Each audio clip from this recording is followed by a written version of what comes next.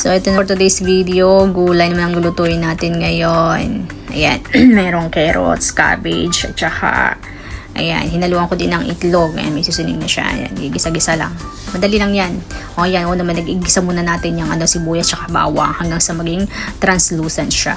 Actually, ang bango nito. Saka nilagyan ko yan ng mga konting asin lang, pampalasa lang ba. O ayan, translucent na siya. So, isunod naman na natin yung carrots at saka cabbage. O ayan. O, diba? O, halo-haluin mo lang konti.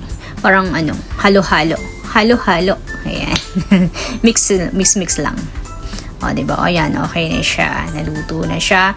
So, after mo siya maluto, ilagay mo na yung itlog. O, ganun lang kabilis. O, diba? Gaya na pagmamahal niya sa'yo. Ganun lang kadali. Iniwan ka na agad. OMG. Kung saan tayo napupunta eh. Diba? Diba? O, ayan. Ang sarap na. Meron na tayong dinner. O, ganun lang kasimple. Simplihan lang natin ang mga luto. Huwag mo nang pahirapan pang buhay mo. Diba? Kaiisip.